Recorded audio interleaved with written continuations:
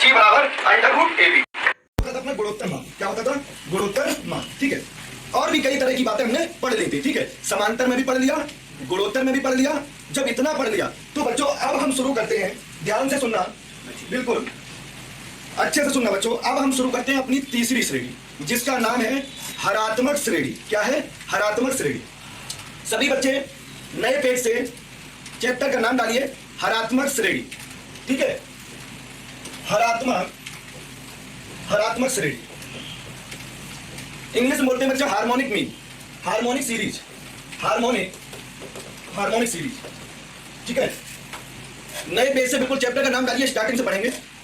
चलिए, क्या होती है हरात्मक श्रेणी? सबसे पहले हमें यह जानना है कि हरात्मक श्रेणी होती क्या है। समझे? जब पहचान लोगे तो आपको उत्तर आने में देरी नहीं लगेगी। ठीक है, हरात्मक श्रेणी में विद्यार्थी कंफ्यूज हो जाते हैं। सबसे पहले मुझे एक बात बताइए, अगर हम कहें ए का व्युत्क्रम बताइए, ए का, बहुत बेसिक की बात, ए का व्युत्क्रम, व्युत्क्रम का मतलब क्या होता है बच्चों? रेसिप्रोकल। ए का व्युत्क्रम बहुत बेसिक बात है। अगर बच्चे क्योंकि व्युत्क्रम शब्द ना आया तो फिर आप लोग यहाँ पे भी देर रात डाउट करोगे। ठीक है, ए का व्युत्क्रम अगर कहा जाए ए का व्युत्क्रम तो क्या हो जाएगा? 1/a। अगर मान लो कहते हैं हम आपसे संख्या के रूप में 2 लिखा है, ठीक है, ऐसे आपको कई भी पद मिलेंगे, वहां पर आपको व्युत्क्रम करना पड़ेगा। तो 2 का व्युत्क्रम क्या हो जाएगा? 1/2। ठीक है ना, ये रेसिप्रोकल हो जाता है। 3 का क्या हो जाएगा भाई? 3 का व्युत्क्रम हो जाएगा 1/3। अगर मान लो इस तरह लिखा हो 2/3, 2/3 का व्युत्क्रम कर रहा है तो अंश और हर में अदला बदली कर देते हैं, अंश का हर और हर का अंश कर देते हैं। तो क्या आ जाएगा बच्चों? 3/2। कितना आ जाएगा? 3/2। इतनी बात क्लियर हुई? अब हम पढ़ते हैं, शुरुआत करते हैं। कितनी बात क्लियर है? जब इतनी बात क्लियर है तो आप शुरू करते हैं हरात्मक श्रेणी। बिल्कुल ठीक है, चलिए एक बार यस कर दीजिए। इतनी बात क्लियर है सभी बच्चों को? किसी पद का व्युत्क्रम की बात करें बच्चा तो 2 का व्युत्क्रम क्या हो जाएगा? 1/2। 3 का क्या हो जाएगा? 1/3। और 2/3 का क्या हो जाएगा? 3/2। हाँ भाई, ठीक है। चलिए, तो सबसे पहले इसका परिभाषा लिखिए कि क्या होती है हरात्मक श्रेणी। ठीक है, हाँ भाई, श्रेणी जिसके पदों के व्युत्क्रम, ध्यान से सुनना, श्रेणी जिसके पदों के व्युत्क्रम समांतर श्रेणी में हो, श्रेणी जिसके पदों के व्युत्क्रम किसमें हो? समांतर श्रेणी में हो। बच्चों ध्यान सुनना, समांतर श्रेणी में हो तो वह श्रेणी हरात्मक श्रेणी कहलाती है। हाँ भाई, क्या लिखा हमने? ध्यान से देखना, हमने लिखा है कि श्रेणी, जो आपको श्रेणी दी जाएगी वह श्रेणी कैसे पहचानोगे कि हरात्मक श्रेणी है? तो आप जो पद दिए जाएंगे ना उनका व्युत्क्रम करिए। और व्युत्क्रम आप जानते हो, 2 का व्युत्क्रम क्या होता है? 1/2। 3 का क्या होता है? 1/3। तो श्रेणी जिसके पदों का व्युत्क्रम किसमें हो? समांतर श्रेणी में हो। किसमें हो? समांतर श्रेणी में हो तो वह श्रेणी हरात्मक श्रेणी कहलाती है। जैसे एक उदाहरण के साथ आपको लिखवाते हैं, अभी लिख लेना, एक एग्जांपल भी देख लीजिए। बिल्कुल समय देंगे सभी विद्यार्थियों को, लेकिन एक उदाहरण देख लीजिए। हमने क्या कहा? श्रेणी जिसके पदों का व्युत्क्रम समांतर श्रेणी में हो तो वह श्रेणी हरात्मक श्रेणी कहलाती है। जैसे हम आपको एक श्रेणी लिख रहे हैं, 2, शुरुआत में पहली श्रेणी लिखते हैं। हाँ भाई, देखना ध्यान से, 1/5, 1/9, 1/30, आपको ये श्रेणी दी गई है। देखना बच्चों ध्यान से, ये जो है श्रेणी दी गई है। अब ये श्रेणी क्या हरात्मक श्रेणी है? हरात्मक श्रेणी है या नहीं? बिल्कुल अच्छे से देखना, दी गई श्रेणी हरात्मक श्रेणी है या नहीं? तो देखना, हमने क्या बताया? श्रेणी जिसके पदों का व्युत्क्रम किसमें हो बच्चों? श्रेणी जिसके पदों का व्युत्क्रम समांतर श्रेणी में हो तो वह श्रेणी हरात्मक श्रेणी कहलाती है। अब देखना बच्चों, पहले ये तो समांतर श्रेणी होगा। अगर एक 1/9 - 1/5, 1/13 - 1/9 क्या बराबर आएगा? नहीं आएगा। गुणोत्तर भी नहीं होगा। अगर इसका भाग इसमें देते हैं और इसका भाग इसमें देते हैं, क्या बराबर आएगा? नहीं आएगा। तो ना तो ये समांतर है और ना ही गुणोत्तर है। तो अब ये कौन सी श्रेणी होगी? तो तीसरी श्रेणी होती है हरात्मक श्रेणी। तो बच्चा देखना, इस श्रेणी की जो श्रेणी दी गई है 1/5, देखना बच्चों, 1/5, 1/9, 1/30, अगर ये श्रेणी HP है, HP मतलब होता है हरात्मक श्रेणी, तो इसके पदों का व्युत्क्रम करिए। 1/5 का व्युत्क्रम करोगे, देखना 1/5 का कितना आएगा? 5। 1/9 का व्युत्क्रम करोगे कितना आएगा? 9। और 1/13 का व्युत्क्रम करोगे कितना आएगा? 13, कॉमा डॉट डॉट। अब बताइए, पदों का व्युत्क्रम करने से श्रेणी किसमें बन गई? श्रेणी किसमें बन गई? समांतर श्रेणी में बन गई। आप चेक कर सकते हैं, 9 में से 5 हटाइए और 13 में से 9 हटाओ, कितना बचेगा 4। इसका मतलब अंतर कैसा आया बराबर, तो श्रेणी किसमें हो गई समांतर श्रेणी बन गई। ठीक है, तो क्या होती है हरात्मक श्रेणी, जो अभी लिखाया है उसको एक बार देख लीजिए। हरात्मक श्रेणी क्या होती है कि श्रेणी जिसके पदों का व्युत्क्रम किसमें हो बच्चों समांतर श्रेणी में हो, वह श्रेणी कहलाती है हरात्मक श्रेणी। ठीक है, और उसमें हमने एग्जांपल लिया, ये देखिए 1/5 1/9 1/13। हमें पहचानना है कि हरात्मक है अथवा नहीं, तो आपने क्या किया पदों का व्युत्क्रम कर लिया, और पदों 1/5 का 5, 1/9 का 9, 1/13 का 13, तो किसमें आ गई हमारी श्रेणी समांतर श्रेणी आ गई। इसका मतलब ये श्रेणी किसमें है हरात्मक श्रेणी में है। ठीक है, अब नोट करिए, अब नोट करिए इसको, बताइए बिल्कुल रियल उत्तर 4 आएगा उसमें सार्वंतर, बिल्कुल सही बताया आपने 4 आएगा। बाकी बच्चे नोट करिए सभी 4 आएगा, तो जब अंतर समान आया तो पदों का जब व्युत्क्रम किया तो अंतर हमारा समान आ गया, और जब अंतर समान आ गया तो वह श्रेणी समांतर श्रेणी हुई, तो फिर उसका व्युत्क्रम वाली श्रेणी कौन सी हो जाएगी हरात्मक श्रेणी हो जाएगी। हाँ प्रीति सिंह बिल्कुल सही। ठीक है, चलिए नोट कर लीजिए, इतना नोट हो गया बच्चों, पहले बताइए इतना नोट हो गया हो तो फिर अगली स्लाइड पे चलते हैं। हाँ भाई यस कर दीजिए, नोट हो गया हो जल्दी से, कोई बच्चा यस कर दो।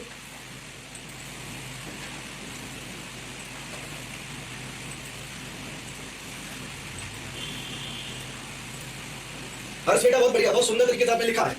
एचपी है या नहीं, तो हर्ष ने क्या किया देखिए बच्चों, हर्ष ने बहुत सुंदर राइटिंग से लिखा है एचपी है या नहीं, उसके लिए उन्होंने बिल्कुल बाकायदा लिखा, फिर उसके पदों का व्युत्क्रम किया, फिर उसको समांतर दिखाया और फिर कहा कि हाँ ये एचपी है। ऐसे ही करते हैं, बिल्कुल नोट हो गया। चलिए अगली स्लाइड चलते हैं। अब इसको नोट करिए, इस एग्जांपल को नोट करिए, सबसे पहले इसको नोट कर लीजिए। हाँ भाई अब इस एग्जांपल को नोट करिए, थोड़ा सा फास्ट करना बच्चों। विकास पाल जी हाँ, एचपी का व्युत्क्रम एपी होता है, बिल्कुल सही बात, एक लाइन में जो हरात्मक श्रेणी है उसका व्युत्क्रम करो तो एपी होगा, तो हरात्मक श्रेणी क्या होगी। चलिए अब कमेंट करिए इसके लिए, नोट हो गया बच्चों, नोट हो गया, फिर आगे चलते हैं जल्दी से।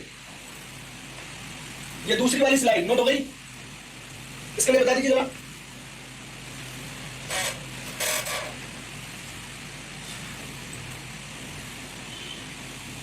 ठीक है भाई अवनीश, हाँ अवनीश ने बता दिया, हो गया, इसका मतलब सबका हो गया। चलते हैं फिर आगे। ठीक पवन वर्मा, चलिए अब हम आपको एक एग्जांपल दे रहे हैं, आप सभी बताना मुझे, सभी अपना अपना कमेंट करिए। अगर हरात्मक श्रेणी पहचान लिए तो हमें आगे कोई काम नहीं करना पड़ेगा, क्योंकि हम क्या करेंगे बच्चों हरात्मक श्रेणी को समांतर श्रेणी में बदल देंगे, और समांतर श्रेणी आप पढ़ चुके हो तो वहां से उत्तर आ जाएगा, और जो उत्तर आएगा उसका व्युत्क्रम कर देंगे, वही हरात्मक श्रेणी का आंसर हो जाएगा। ठीक है, इसलिए हम ज्यादा इसमें काम नहीं करेंगे, इसलिए शुरुआत में हरात्मक श्रेणी बस पहचान जाओ। हाँ अगला उदाहरण दे रहे हैं, आप सभी बताना 2,5/2 2,5/2 10/3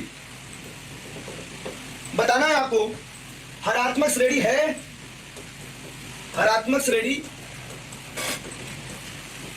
है या नहीं, बताइए सिर्फ यस या नो में आपको आंसर देना है। और जो बच्चे यस कर रहे हैं, जो बच्चे यस कर रहे हैं तो ये बताना समांतर श्रेणी जब अगर होगी तो उसका सार्वंतर जरूर आया होगा, तो हमें आप सार्वंतर का मान भी बताएंगे। ठीक है, तब हम उसका यस मानेंगे। बिल्कुल आराम से करिए, बिल्कुल समय दे रहे हैं, सिर्फ हमें इतना ही सिखाना है इसमें, बाकी हम इसमें सब आगे बिल्कुल क्वेश्चन कराएंगे।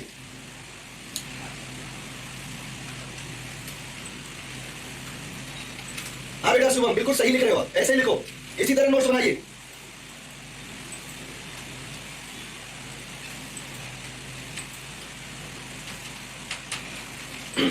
बताइए यस या नो, दी गई श्रेणी हरात्मक श्रेणी है या नहीं। आदर्श तुम अपना ना ये नेटवर्क चेक करो, इंटरनेट सिर्फ तुम, क्यों सबका आंसर आ रहा है तुम्हारे में, इसका अंदर नेट नहीं बचा, नेट पे खत्म हो गया, अगर बिलर आ रहा है। हाँ भाई शैलेश का आंसर आ गया है, अवनीश मौर्य ने यस बताया है, बिल्कुल अवनीश का बिल्कुल सही। संचित डी बराबर -1/10 बिल्कुल सही। हाँ भाई श्वेत अभिषेक अपना आंसर चेक करो, प्रणव तुम भी अपना आंसर चेक करो, समझ रहे हो ना मेरी बात। श्वेत मिश्रा यस, अमन तिवारी यस, गगन शिवम यस, जो नो बता रहे हैं वो अपना एक बार आंसर चेक कर लो। संचित बिल्कुल सही, नमन दिस इज, अंकित पांडे बता रहे हैं, हाँ भाई अंकित बता रहे हैं, नमन जैन बता रहे -1/10 हरात्मक श्रेणी है, अमन तिवारी बता रहे हैं, अमर कुमार रावत, आकांक्षा बिल्कुल सही बेटा, केपी मौर्य ने तो सॉल्व करके भेजा है, देखते हैं।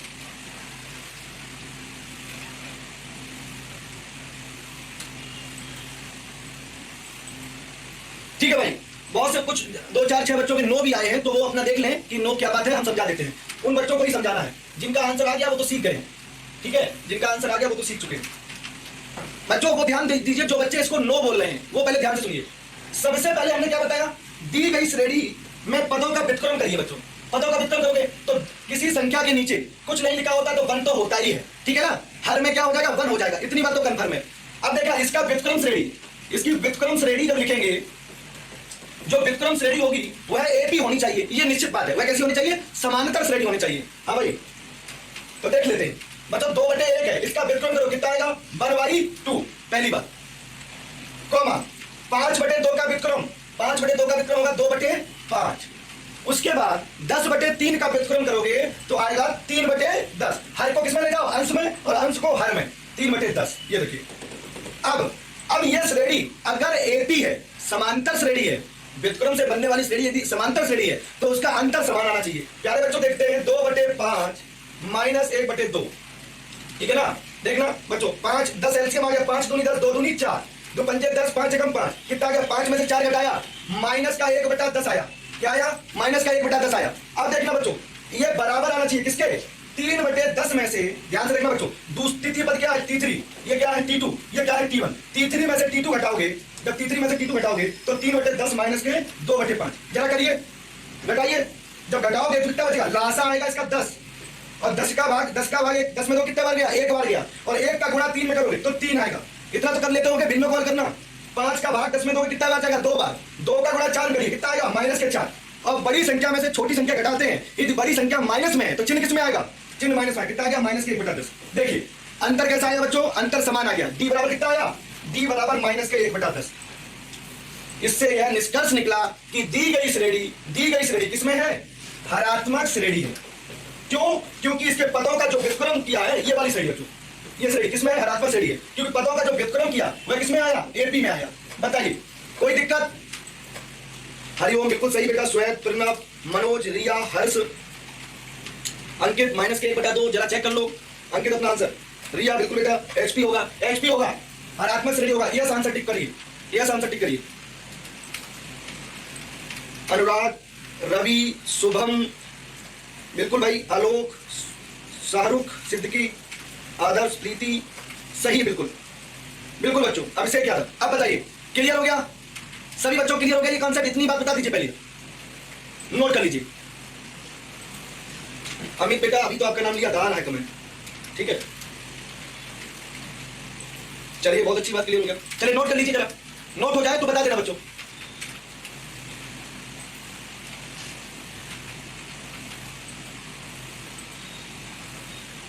कभी बच्चे सॉल्व करके बिल्कुल पिक्चर देख रहे हैं, हम आपकी देख रहे हैं बच्चों, ठीक है, कि लगातार आ रही है तो इसलिए जो है एकदम से नहीं देख सकते। नवनीत शुक्ला, यस क्लियर है, अवनीश मौर्य, बिल्कुल ठीक। चलिए चलिए नोट हो गया, इतना बता दीजिए, यस या नो, यस नोट हो गया।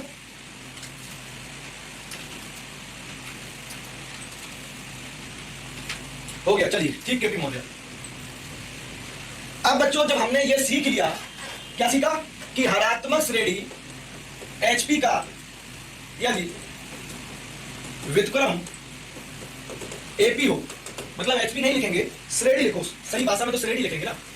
तो हमने क्या सीखा बच्चों, श्रेणी का यदि व्युत्क्रम एपी हो तो वह श्रेणी किसमें हो जाती है, वह श्रेणी एचपी बन जाती है, ठीक है, इतनी बात क्लियर। अब एक बच्चा, अब बताइए, जब एचपी बन जाती है तो मेरा प्रश्न ये है आपसे, प्रश्न ये है, समझना पहली बात, जो हमने सबसे पहले एग्जांपल लिया था 1/5, 1/9, 1/13, श्रेणी का, देखना बच्चों प्रश्न क्या बना, श्रेणी का सातवां पद क्या होगा, सातवां पद क्या होगा, यह प्रश्न बना। रुक जाइए, ध्यान से सुनना पहले, जो आपको हमने ये क्वेश्चन दिया है इसमें ये बोला कि श्रेणी का सातवां पद क्या होगा। सबसे पहले अभी आपने देखा कि इस श्रेणी का आपने व्युत्क्रम किया, क्या आया, 5, 9, 13, तो ये श्रेणी किसमें थी बच्चों, ये श्रेणी एपी में थी, किसमें थी, एपी में, ठीक है, नहीं थी। तो हमेशा ध्यान रखना, जब भी हरात्मक श्रेणी का प्रश्न हो और उसमें यह बोले कि बच्चों श्रेणी का nवां पद ज्ञात करो, ठीक है ना, तो हमेशा ध्यान रखना उस श्रेणी को किसमें बदलोगे, समांतर श्रेणी में बदल लेना, मतलब पदों का व्युत्क्रम करना, और समांतर श्रेणी का सातवां पद या nवां पद ज्ञात करना। और जो nवां पद आए, तुमने व्युत्क्रम किया है ना, और व्युत्क्रम करने से आपका उत्तर आया है, तो उस उत्तर का व्युत्क्रम कर देना, उस उत्तर का व्युत्क्रम कर देना। तो किसका उत्तर आएगा, समांतर श्रेणी का। देखिए हम समझाते हैं आपको, सबसे पहले श्रेणी दी गई, हाँ भाई काफी बच्चों का आंसर आ गया, बहुत सही और बहुत सावधानी पूर्वक दिया। बिल्कुल सही। तो बच्चों देखना, ये जो श्रेणी दी गई है, इस श्रेणी के पदों का व्युत्क्रम करो, 5 9 13 कॉमा डॉट डॉट। ये किसमें बन गई बच्चा? श्रेणी किसमें बन गई? समांतर श्रेणी में। डी बराबर अभी बता कितना आया था? 9 - 5 बराबर 4। कितना आया? डी बराबर 4 आया। और ए बराबर कितना आएगा भाई? ए बराबर कितना है? ए बराबर 5 है, तो ए बराबर 5 लिख लीजिए। और आपको कौन सा पद निकालना है? हाँ भाई, आपको कौन सा पद निकालना है? 7वां पद निकालना है। तो 7वें पद का फार्मूला क्या होता है? T7 बराबर a प्लस 7 - 1 इंटू डी। ये होता है, ये तो रिजल्ट होता है। तो बच्चों देखना, a प्लस कितना आएगा? 7 में से क्या? 6, तो 6 डी।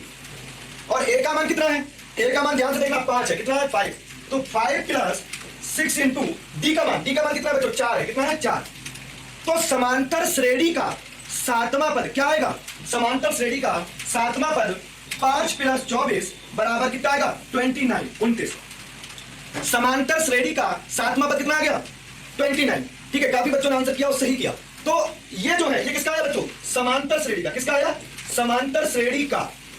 अब हरात्मक श्रेणी का 7वां पद क्या होगा? तो ध्यान देना, हरात्मक श्रेणी का 7वां पद कितना आएगा भाई? T7। T7 बराबर आएगा समांतर श्रेणी का जो उत्तर आया उसका व्युत्क्रम कर दीजिए, 1/29। 1/29।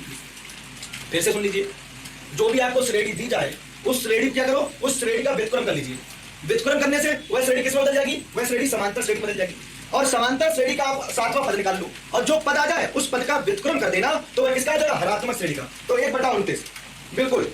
हरिओम, रिया गुप्ता, रितेश, हर्ष, अवनीश, सत्येंद्र, रवि, शिवम, शाहरुख, अभिषेक यादव, साथ में काफी और बच्चों ने, सारों ने, काफी बच्चों ने जो है पिक भी भेजी है, देख लेते हैं। बिल्कुल हर्ष बेटा, बिल्कुल सही भेजा आपने। सही क्या सवाल? बिल्कुल सही।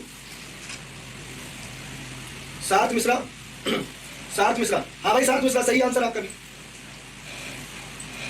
पवन वर्मा, बिल्कुल पवन, बहुत सुंदर तुमने लिखा। पवन ने लिखा कि श्रेणी का व्युत्क्रम जब करेंगे तो 5 9 13 हो जाएगी, फिर इसका सार्वधांतर 4 आएगा, फिर समांतर श्रेणी का 7वां पद 29 हो जाएगा, और समांतर श्रेणी का 7वां पद 29 होगा, तो हरात्मक श्रेणी का 7वां पद 1/29 होगा। बिल्कुल सही बेटा, ऐसे ही लिखोगे तो मास्टर बन जाओगे, गलती नहीं होगी फिर तुमसे। अपनी कॉपी भी लिखना चाहिए खुद, अपनी भाषा को बना के, जिससे दिमाग में छप जाए। सभी बच्चों ने बिल्कुल, सबने आंसर दिया है, सबका सही भी है, 1 2 बच्चों छोड़ के। लकी गोस्वामी बिल्कुल आ रहा है कमेंट आपका, अब से क्या था, नोट कर लीजिए भाई, नोट कर लीजिए, तब तक हम 1 2 बच्चों कमेंट पढ़ लेते हैं। आकांक्षा बेटा सही है, सही आंसर है आपका। श्रेणी का 7वां पद 1/29 हो जाएगा। लकी गोस्वामी, लो भाई लकी का देख लेते हैं। लकी सही है, सही किया आपने भी। अब से क्या था 1/29। चलिए, तो आप सभी को समझ में आया, बिल्कुल क्लियर हो गया। तो हमने क्या सीखा? जब भी हमें हरात्मक श्रेणी दी जाए तो उसका व्युत्क्रम कर लीजिए, समांतर श्रेणी बदल लो और समांतर श्रेणी का nवां पद निकाल लो।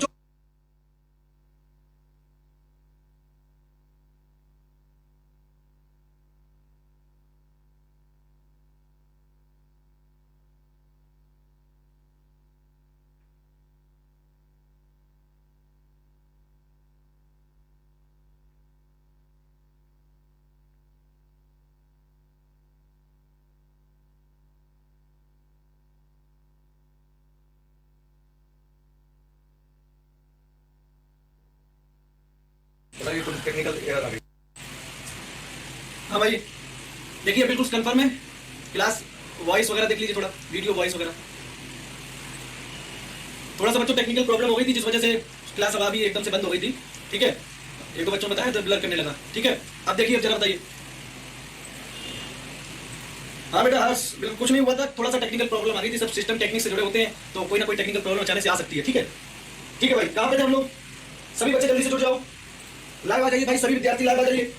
जहां थे वहीं से शुरू करते हैं। क्वेश्चन दे दिया था हमने, क्वेश्चन दे दिया था, पिछले क्वेश्चन का आपने आंसर बता दिया था 1/29। ठीक है ना, हरात्मक श्रेणी का आपने वो 7वां पद बता दिया था। 7वां पद कितना आया था? 1/29 आया था। हाँ भाई राजीव, राघवेंद्र, यस क्लियर है, बिल्कुल ठीक है, क्लियर रहेगा। ठीक है बच्चों, अब हमने एक क्वेश्चन आपको दे दिया था, जो स्क्रीन पे आपको दिखाई दे रहा होगा, 2,5/2, 10/3, श्रेणी का चौथा पद बताइए। चौथा पद याद करिए। सबसे पहले इस श्रेणी को क्या कहते हैं? इस श्रेणी को, सबसे पहले इस श्रेणी को किसमें बदलेंगे? समांतर श्रेणी में। तो पदों का व्युत्क्रम करेंगे, पदों का व्युत्क्रम करेंगे। तो 1/2, 2/5, 3/10, कॉमा डॉट डॉट डॉट, ठीक है ना। पदों का वितरण करने से ये श्रेणी किसमें आएगी? समांतर श्रेणी में। क्यों आएगी? क्योंकि 2/5 माइनस 1/2। अभी अभी हमने बताया था इसका कितना आया था अंतर भाई? इसका अंतर कितना आया था? माइनस का 1/10, यही तो आया था, माइनस का 1/10, ठीक है, अभी बता चुके थे बच्चों, ठीक है। तो डी बराबर कितना है? माइनस का 1/10, डी बराबर माइनस के 1/10 आया था।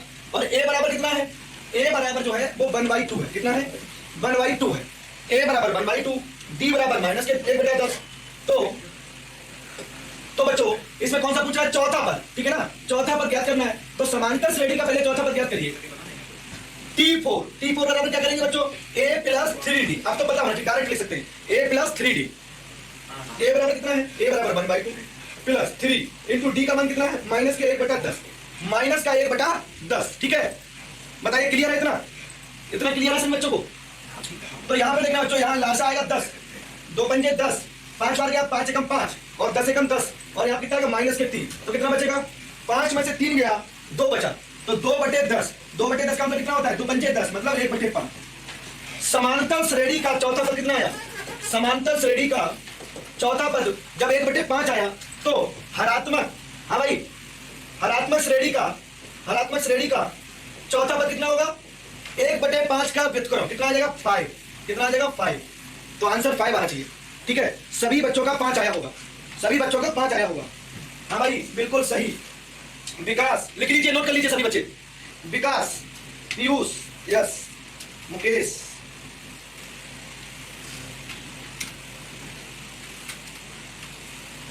संतोष मौर्य ने आंसर लिख के भेजा है, बिल्कुल सही संतोष। समांतर श्रेणी का 5वां पद, समांतर श्रेणी का चौथा पद 1/5 आया है, तो हरात्मक श्रेणी का कितना हो जाएगा? 1/5 का व्युत्क्रम मतलब 5। बिल्कुल सही, सही किया है संतोष। प्रिंस, नरेंद्र, आदर्श, प्रियांशु, आदर्श 1/5 तो समांतर श्रेणी का चौथा पद आ रहा है ना बच्चा। हम हरात्मक श्रेणी का पूछ रहे हैं, उसका व्युत्क्रम करिए भाई, ठीक है। बाकी सभी का सही है, चलिए ठीक है, नोट कर लीजिए। नोट हो गया? जरा कमेंट कर दीजिए एक बार, नोट हो गया तो कमेंट कर दीजिए। पंकज चौधरी, आदर्श पाल, बिल्कुल सही। व्योम त्रिपाठी, हाँ भाई व्योम सही है, आपने सॉल्व किया, गुड। चलिए नोट हो गया होगा, उम्मीद करते हैं सबका नोट हो गया होगा। तो हमने क्या सीखा? हमने सीख लिया कि कैसे हरात्मक श्रेणी को समांतर में बदलते हैं। हरात्मक श्रेणी का जो व्युत्क्रम होता है समांतर श्रेणी हो जाता है, उसका हम चौथा पद 7वां पद निकाल लिया, और जो पद आया उसका व्युत्क्रम कर दिया, वही उत्तर हमारा किसका आ गया? हमारा हरात्मक श्रेणी का आ गया, ठीक है। तो कभी भी ध्यान रखना, हरात्मक श्रेणी का उत्तर होने के चांस गलत तभी होंगे जब बच्चा क्या करेगा? हरात्मक को बदलेगा समांतर में, और समांतर का 5वां पद निकालेगा। मान लो चौथा पद कितना आया? 1/5, तो वो वहां जब ऑप्शन होगा तो ऑप्शन में a बराबर 5 लिखा होगा, और ध्यान देना b बराबर 1/5 लिखा होगा। अब जो विद्यार्थी समांतर श्रेणी का जो चौथा पद था 1/5, उन्होंने यहीं तक देखा, टिक कर दिया, तो वो गलत हो गया। क्यों? श्रेणी किसमें थी? श्रेणी तो हरात्मक थी ना, हरात्मक का पूछा जा रहा था, तो इसका व्युत्क्रम करिए। 1/5 का व्युत्क्रम कितना आएगा? 5, तब ए ऑप्शन सही होगा, ना कि बी गलत होगा। इस चीज को जो है सावधानी रखिएगा, ठीक है। चलिए हाँ भाई, अब हम लोग ये देखते हैं बच्चों, आप लोगों ने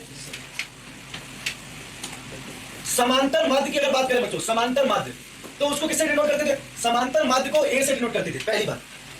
गुणोत्तर माध्य की बात करें, ध्यान से देखना बच्चों, गुणोत्तर माध्य तो इसको जो है जी सिंबल से डिनोट करते थे। किससे डिनोट करते थे? जी से। और हरात्मक माध्य की बात करें, हरात्मक माध्य की जब हम बात करते हैं तो इसको किससे डिनोट करेंगे? एच से डिनोट करेंगे, ठीक है। इनमें संबंध क्या होता है? इन तीनों के मध्य संबंध पूछा जाए, संबंध, ठीक है ना। इन तीनों के मध्य संबंध की अगर बात करी जाए, संबंध की बात करी जाए तो क्या होगा? आंसर करिए, किसी को याद है? समांतर माध्य, गुणोत्तर माध्य और हरात्मक माध्य के मध्य अगर संबंध की बात करें,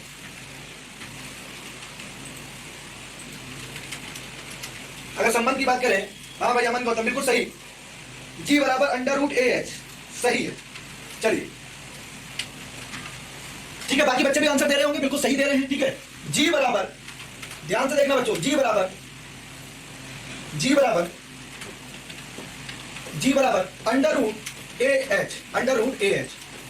गुणोत्तर माध्य समांतर माध्य और हरात्मक माध्य के मध्य जो संबंध होता है वह G बराबर अंडर रूट AH होता है। समांतर माध्य और हरात्मक माध्य का गुणनफल करते हैं और अंडर रूट के अंदर, ठीक है, वर्गमूल के भीतर, और वह बराबर आएगा किसके? गुणोत्तर माध्य के। इसको ध्यान रखिए।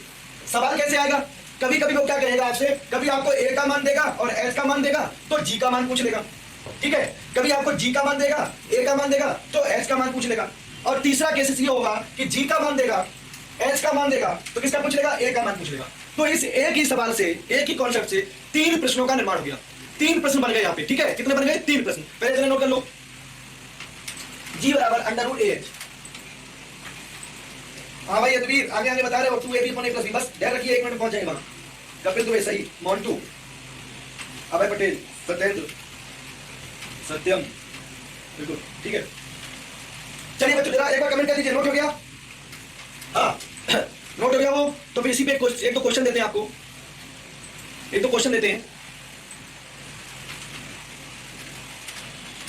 ऋषभ सिंह, ठीक है, नोट हो गया, वेरी गुड। चलिए बच्चा ध्यान देना, अभी अभी हमने क्या पढ़ा कि G बराबर, रिलेशन पढ़ा G और AH में संबंध, G बराबर AH होता है। क्या होता है? G बराबर AH। इतना पढ़ा तभी, ठीक है। अब इसी में हम आपको एक प्रश्न देते हैं, एक क्वेश्चन देते हैं।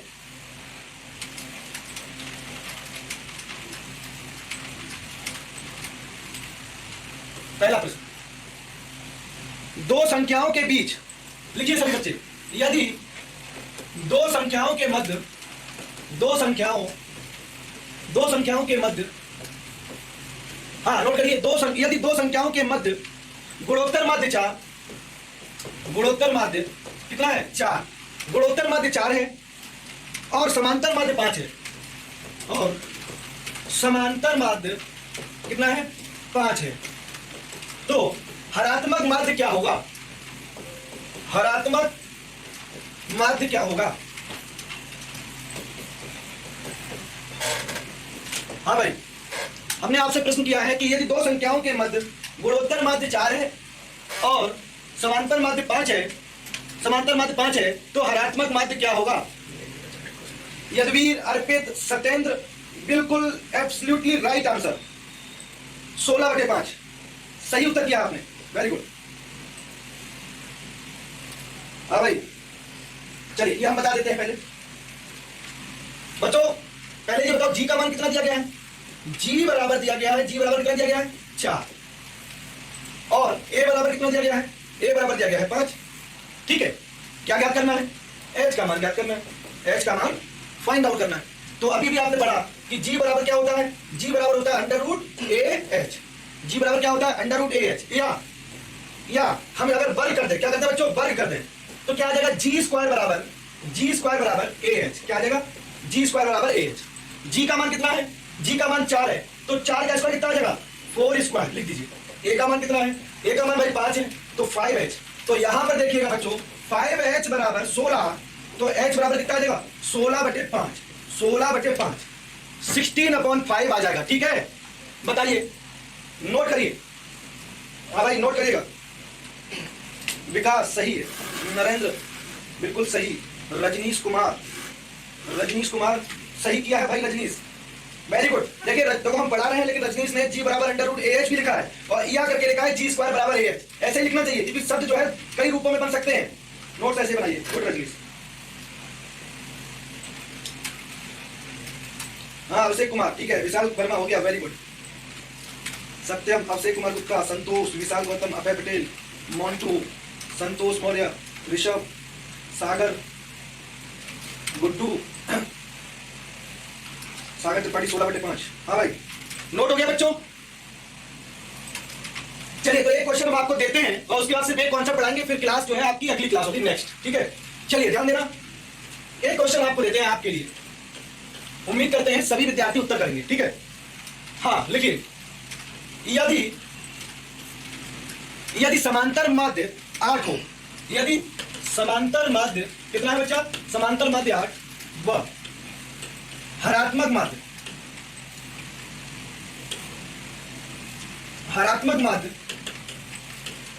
है 121/8। कितना है? 121/8। देखो कितना सिंपल क्वेश्चन है, आपके पेपर में भी आया था एग्रीकल्चर का, ठीक है। समांतर माध्य 8 और हरात्मक माध्य 121/8। तो गुणोत्तर माध्य याद करिए, सभी विद्यार्थी आंसर करेंगे। गुणोत्तर माध्य याद करो। हाँ भाई, एक तरफ से सभी बच्चे आंसर करें, सबका नाम लेंगे। नरेंद्र बिल्कुल सही, गुड्डू वर्मा, आदर्श पाल, आदर्श, गुड्डू, नरेंद्र, 3 बच्चों का आंसर आया है 11। बाकी बच्चे भी करें। विकास, अमन, गौतम, संतोष मौर्य लगातार आ रहे हैं, मोन्टू, विशाल, युद्धवीर, वीरेंद्र त्रिपाठी, व्योम त्रिपाठी ने आंसर लिख के भेजा है, नरेंद्र पाल, अभय पटेल, कुलदीप, रजनी, सत्येंद्र, अर्पित। हाँ, बहुत से बच्चों ने आंसर लिख के भेजा, बिल्कुल सही है आपका भी। आदित्य विश्वकर्मा, हाँ भाई बिल्कुल सही, सही आंसर। सागर त्रिपाठी, विपिन, व्योम, मोन्टू, विकास पाल, बिल्कुल सही। विकास पाल के बच्चों ने आंसर लिख के भेजा, उनका देख रहे हैं, बिल्कुल सही कर रहे हैं आप लोग। प्रियांशु शुक्ला, सही लिखा आपने, बिल्कुल सही किया प्रियांशु। हाँ भाई ठीक है। आदर्श, अभिषेक कुमार गुप्ता, आदर्श पाल, सही है। 100% एक्यूरेसी है, सभी बच्चों का उत्तर सही है। ठीक है, तो क्या होता है, जी बराबर अंडर रूट ए एच, जी बराबर अंडर रूट ए एच। ठीक है बच्चों, ए का मान कितना है?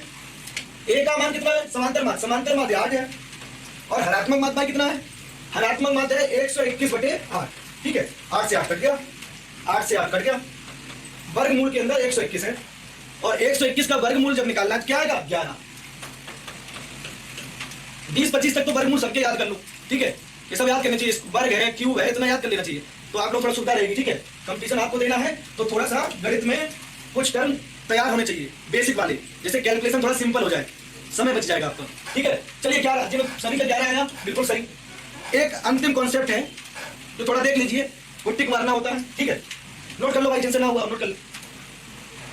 ऋषभ सिंह, अक्षय कुमार गुप्ता, बिल्कुल सही भाई, नोट हो गया होगा। ठीक है बच्चों, जी बराबर अंडर रूट एच, ए का मान 8, एच का मान 121/8। ठीक है, चलिए जब हम लोगों ने समांतर श्रेणी पढ़ा, फिर गुणोत्तर श्रेणी पढ़ा, अब क्या पढ़ रहे हैं? हरात्मक श्रेणी। हमारे पास 3 श्रेणियां आ गई। ठीक है, तीनों के माध्य। अच्छा, अभी एक रह गया हरात्मक माध्य, वो हम कल बताएंगे, लेकिन एक रिलेशन और है, वो जरूरी बात। उसके बाद आपकी सीट आ जाएगी, टेस्ट नंबर अगला। बच्चों ध्यान देना, कल हमने बताया था आप सभी को ए और जी में संबंध क्या होता है। कल बताया था सभी बच्चों को, ए और जी में संबंध क्या होता है? ए जी से बड़ा होता है कि ए जी से छोटा होता है? बताइए, लेस देन होगा कि ग्रेटर देन? प्रांशु गौतम, बेटा प्रांशु हो सकता है, नाम ना लिया हो, कोई दिक्कत नहीं, अब तुम्हारा नाम जरूर लेंगे, तुम्हारी कमेंट जबरदस्त है। अमन गौतम, हाँ भाई अमन गौतम ने आंसर किया है ए ग्रेटर देन जी, और जी ग्रेटर देन एच। बच्चों ने पहले से आंसर कर दिया, बिल्कुल सही, ए जी से बड़ा होगा। सत्यम भी बता रहे हैं, विकास बता रहे हैं, विपिन बता रहे हैं। ठीक है, नाम ले लेते भाई तुमने, अमन गौतम भी बता रहे हैं। चलिए, नरेंद्र पाल बता रहे हैं, विकास पाल बता रहे हैं, बिल्कुल सही, आदर्श पाल, अंकुश कुमार। ठीक है बच्चों, क्या होता है जब नाम लेते हैं तो लगातार जब 50-60 कमेंट आ जाते हैं, एक साथ आ रहे होते हैं, तो कभी कभी क्या होता है, 1-2 बच्चे मिस हो जाते हैं, और संयोग ऐसा हो जाता है कि हर बार उनका नाम मिस हो जाता है। या तो फिर आप एक्टिवेट बनिए, क्या जैसे हमने क्वेश्चन दिया, जो शुरुआत के 8-10 बच्चे एकदम से आंसर देते हैं, तो जो शुरुआत वाले बच्चे होते हैं उनके नाम नहीं लेते हैं। अब तो सबसे लास्ट में कमेंट करेगा तो भाई उसका नाम हो सकता है हर बार छूट जाता हो। ठीक है, तो क्या नाम? प्रांशु गौतम में कौन सा बच्चा? ठीक है, बता रहा है एक भी बार नाम नहीं लिया, 23 बार कमेंट किया है। 23 बार तुमने तब किया होगा जब हर बार हमने फोन रख दिया होगा। ठीक है, ये घटना घटित हुई होगी तुम्हारे साथ। अब तुम क्या करना, अब की बार इतना ज्यादा होशियार हो जाओ, रिवीजन इतना तगड़ा करना कि जब कल टेस्ट होना, प्रांशु गौतम जो बच्चा भी कह रहा था, कमेंट कर रहा था, कल जो है तुम्हारा पहले नंबर पे आंसर आना चाहिए। हर बार पहले बार नाम लेंगे, कल जो है 20 क्वेश्चन होंगे, 20 बार नाम लेंगे। ठीक है, तो हाँ बिल्कुल सही, ए का मान जी से बड़ा होगा, ए का मान जी से बड़ा होगा। और अब आपने पढ़ लिया है एच भी, हार्मोनिक मीन भी तो पढ़ा है, तो जी से बच्चा एच का मान बड़ा होता है। इस रिलेशन को लिख लीजिए, बहुत इंपॉर्टेंट है। ए जी और एच में क्या संबंध होता है, इस तरह से पेपर में आएगा। इसको बोलेंगे समांतर माध्य। समांतर माध्य, समांतर माध्य जो है गुणोत्तर माध्य से बड़ा होता है, और गुणोत्तर माध्य जो है हरात्मक माध्य से बड़ा होता है। ऐसे भी पूछेगा, एक प्रारूप ये भी हो गया। ठीक है, अच्छा ये ध्यान देना, वो ए और जी है, सिंबल को भी बदल सकता है। वो कह सकता है पेपर में कि देखो कैसे, देखना बच्चों ध्यान से, वो ये कहेगा समांतर माध्य बराबर, देखना बिल्कुल अपोजिट कर देगा। समांतर माध्य बराबर मान लो अल्फा, मान लो हम मान के चलते हैं। गुणोत्तर माध्य, आपके एग्रीकल्चर में एक बार पूछा गया, सिंबल बदल दिए थे सिर्फ नॉलेज के लिए। गुणोत्तर माध्य बीटा, हम आपको एक आइडिया दे रहे हैं, ये गलती ना होने पाए। और हरात्मक माध्य, अगर वो स्पेशली ये कह देता है, वो समांतर गुणोत्तर हरात्मक माध्य को परीक्षा के प्रश्नों में वो अपने मन से ये अगर सिंबल दे देता है नाम के साथ, तो फिर उसमें एक ऑप्शन आएगा, देखना ए ऑप्शन तो यही आ जाएगा जो आपने पढ़ा है। कौन सा? कि ए ग्रेटर देन जी ग्रेटर देन है। एक तो पहले नंबर पे यही ऑप्शन लिखा होगा। ठीक है, देखो एग्जाम में क्या काम करता है, दूसरे नंबर पे ऑप्शन लिखा होगा alpha greater than beta greater than gamma. बताइए ए और बी में से कौन सा सही होगा? ये पहला नंबर वाला क्वेश्चन है, ये दूसरा नंबर वाला है और ये तीसरा नंबर वाला है। ठीक है, हाँ भाई, जो येलो में लिखा हुआ है गोल्डन कलर में, ये तीसरा नंबर वाला। ठीक है, अब बताइए ए और बी में कौन सा सही होगा? अभय पटेल, मुकीम हुसैन, संतोष, आदर्श, नरेंद्र पाल, पीयूष यादव, आदित्य विश्वकर्मा, मुकीम, नरेंद्र पाल, बिल्कुल सही। चलिए ठीक है, इसका मतलब आप सीख गए। तो अगर वो कह देता है स्पेशली कि ये समांतरवादी, ये गुणोत्तरवादी, हरात्मकवाद, तो आपको इतना याद रखना है कि समांतर गुणोत्तर से बड़ा होता है, गुणोत्तर हरात्मक से बड़ा होता है। ठीक है, तो आज की क्लास हम इतना ही रखेंगे। विशेष सूचना ये है, नेक्स्ट क्लास में अनाउंस कर दे रहा हूं टेस्ट नंबर 3, तीसरा टेस्ट। अगेन इसमें कितने क्वेश्चन होंगे? 20 प्रश्न होंगे और हम और आप मिलकर 20 प्रश्नों का संपूर्ण हल विधिवत तरीके से करेंगे। ठीक है, तो आपका रिवीजन अच्छा होना चाहिए। क्लियर? चलिए, जिन बच्चों को नोट ना हुआ नोट कर लें। ठीक है, थैंक यू वेरी मच।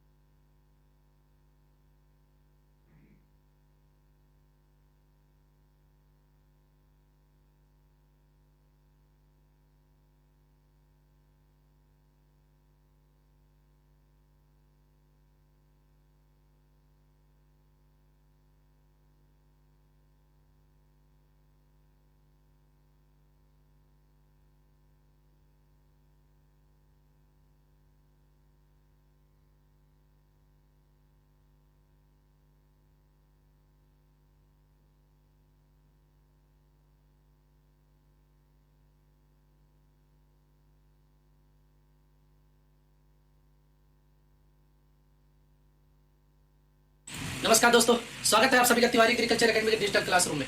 तो आज हमारा जो सेकंड लेक्चर है जनरल एग्रीकल्चर का, हमने आप सबको पिछले लेक्चर में 1 से 50 नंबर तक कुछ महत्वपूर्ण क्वेश्चन बता दिए थे जो आपके कंपटीशन के बेस से देखा जाए तो काफी महत्वपूर्ण है।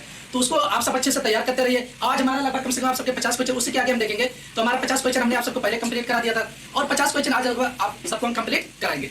तो आप सबको बता दें, जितना भी हम आप सबको एक क्वेश्चन पढ़ा रहे हैं काफी महत्वपूर्ण है। हमारे जो इन्हें समझ लीजिए, जो महत्वपूर्ण हर चैप्टर जैसे हमारे किसी भी ग्राफ से संबंधित काफी महत्वपूर्ण क्वेश्चन है, तो उसको आप एक क्वेश्चन याद करते चलिए। ऐसा नहीं कि आपका एक क्वेश्चन कहीं भूल जाए, उसको समझ लीजिए। अगर आप तैयार कर लेते हैं, आपका पेपर में समझ लीजिए ग्रामपाल के रूप में काम करेगा, तो उससे आपका एक भी क्वेश्चन भूलना नहीं चाहिए। क्योंकि जो सब्जेक्ट पढ़ा है उसके अलावा हमारे कुछ जनरल क्वेश्चन रहेंगे जो मतलब एग्रीकल्चर से संबंधित रहेंगे और उसी के बेस पे मतलब कंपटीशन में काफी क्वेश्चन पूछे जाते हैं। और वही क्वेश्चन आप सबको बता रहे हैं जो मतलब कंपटीशन में पूछे गए हैं और आने वाले समय में पूछे जा सकते हैं। तो उसको आप हल्के मान लीजिए, अच्छे से तैयार करिए और एक क्वेश्चन अच्छे से रिवीजन सबसे ज्यादा जरूरी है। अगर आप रिवीजन नहीं करेंगे तो ये होता है कि 4-4 दिन बाद वो क्वेश्चन भूलने लगते हैं। अगर भूलने लगेगा तो क्वेश्चन कंफ्यूजन में चलेगा और जैसे क्वेश्चन में कंफ्यूजन हो गया तो समझ लीजिए क्वेश्चन गलत होने लगते हैं।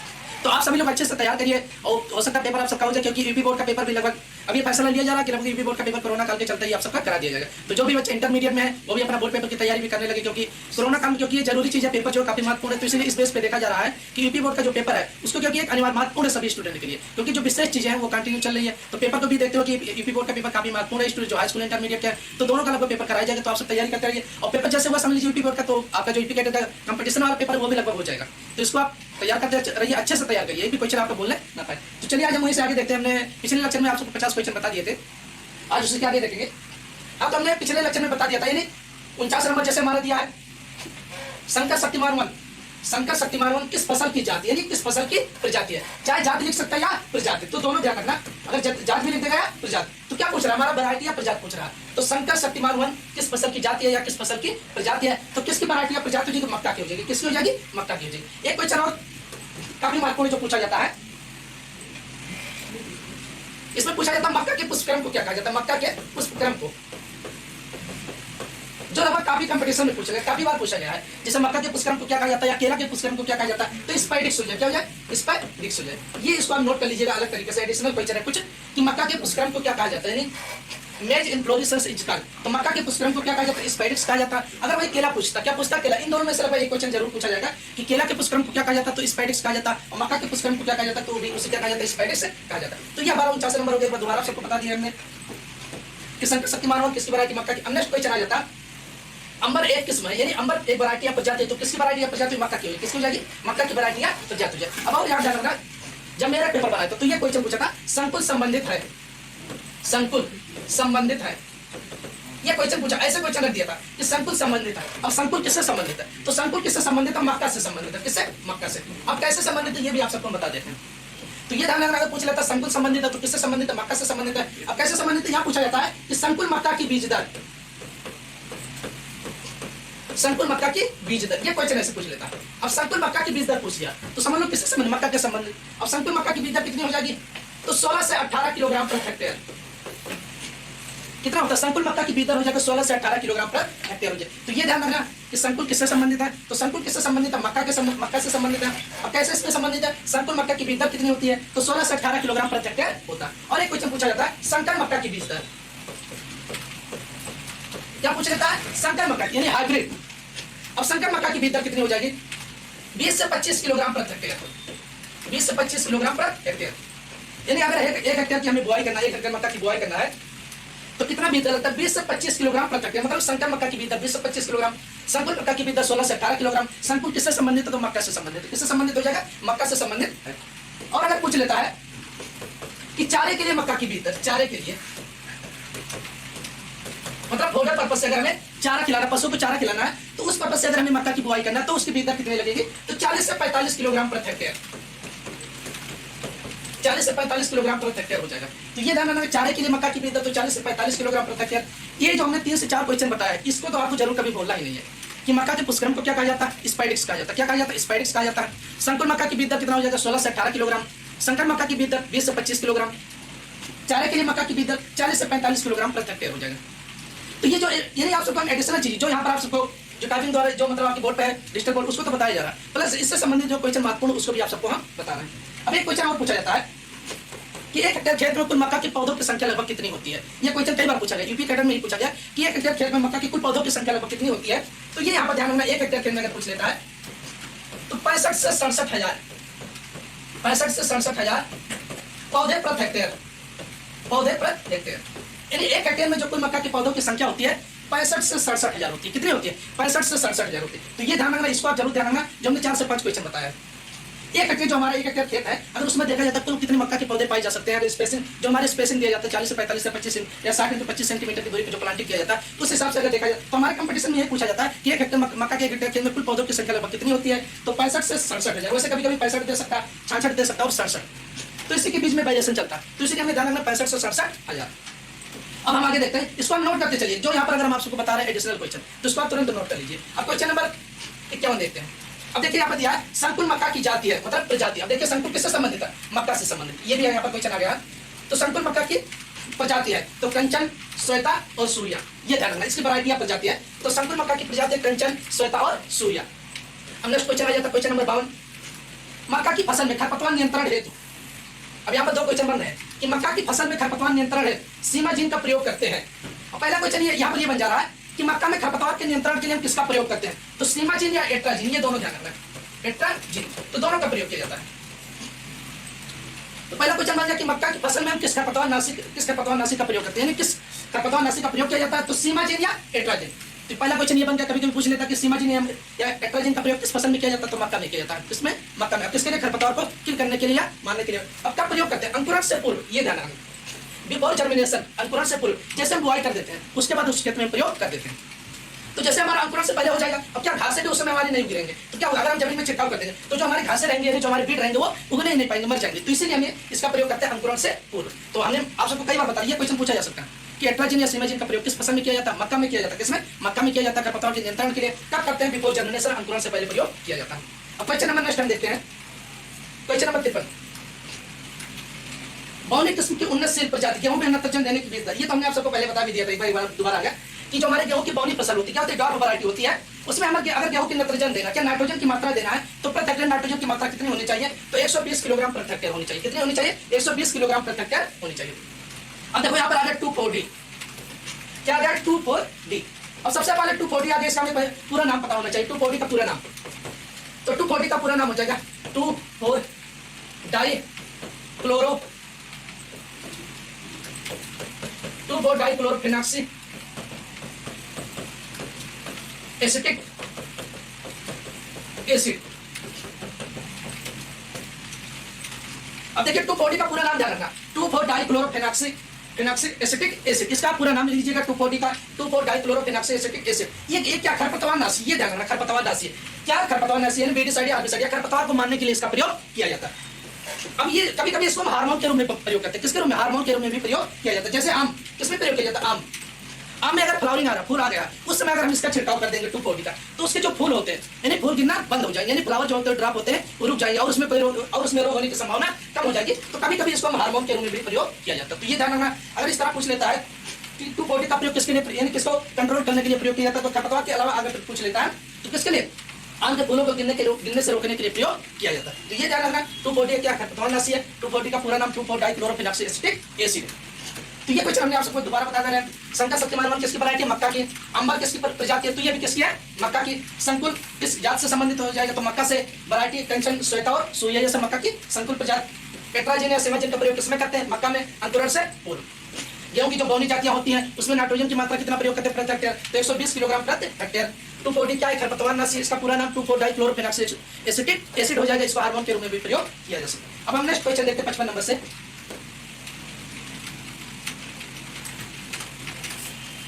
क्वेश्चन नंबर आ गया 55, ब्लेरिस माइनर किस फसल में अधिक उगता, तो गेहूं में। इसमें अधिक उगता, गेहूं में उगता। इसके बारे में हमने आप सबको बता दिया, इसको हमें बताने की ज्यादा जरूरत नहीं।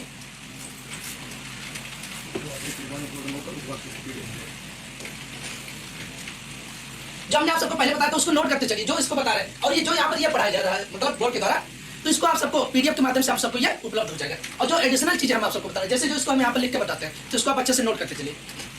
तो ब्लेरिस माइनर के बारे में हमने आप सबको बता दिया था। इसे इसको किस नाम से जाना जाता है, गुल्ली डंडा के नाम से जाना जाता है, गेहूं के नाम से जाना जाता है, नकलची खरपतवार के नाम से जाना जाता है। ठीक है, ये गेहूं की फसल का सबसे हानिकारक बीट होता है। क्या होता है, खरपतवार होता है। इसका टेस्ट वेट कितना होता है, 2 ग्राम होता है। कितना होता है, 2 ग्राम होता है।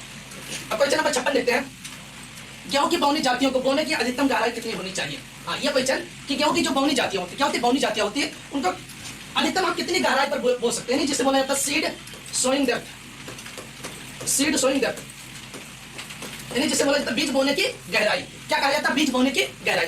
तो गेहूं की जो बौनी जातियां होती हैं उनको आप कितनी गहराई पर अधिकतम बो सकते हैं, तो 5 सेंटीमीटर। ध्यान रखना, कितने सेंटीमीटर की गहराई पर बुआई कर सकते हैं, तो 5 सेंटीमीटर की गहराई पर बुआई करते हैं। इसको डार्क वैरायटी जो होती है हमारी बौनी प्रजातियां होती है। क्वेश्चन नंबर हम 57 अब देखते हैं। अब हमने बता दिया बौनी प्रजातियां। अब देख लेते हैं गेहूं की देसी प्रजातियों की बोने की गहराई। हाँ, जो हमारे गेहूं की देसी प्रजातियां होती है, जैसे गांव में हम बुआई करते हैं, किसमें, गांव में देखे होंगे लोकल वैरायटी की हम बुआई कर देते हैं। अब जो देसी प्रजातियां होती हैं उनको हम कितनी गहराई पर बुआई करते हैं, तो 7 से 8 सेंटीमीटर पर। कितने सेंटीमीटर किया जाता है, तो 7 से 8 सेंटीमीटर पर किया जाता है। वैसे अधिकतम ये ध्यान रखना, ये 7 सेंटीमीटर अधिकतम पूछा जाता है। तो देसी प्रजातियों को 7 से 8 सेंटीमीटर पर, और जो बौनी प्रजातियां होती हैं उनको कितनी गहराई पर बुआई किया जाता है, 5 से 7 सेंटीमीटर पर। 5 से 7 सेंटीमीटर की गहराई पर बुआई किया जाता है। क्वेश्चन नंबर 58 देखते हैं, 58 नंबर, बौनी जातियों की एनपीके की मात्रा प्रति हेक्टेयर कितनी होती है, यानी गेहूं की जो हमारी बौनी जातियां होती हैं उसमें हम प्रति हेक्टेयर एनपीके जिसे बोला जाता है एनपीके, एनपीके मतलब नाइट्रोजन, फास्फोरस और पोटास।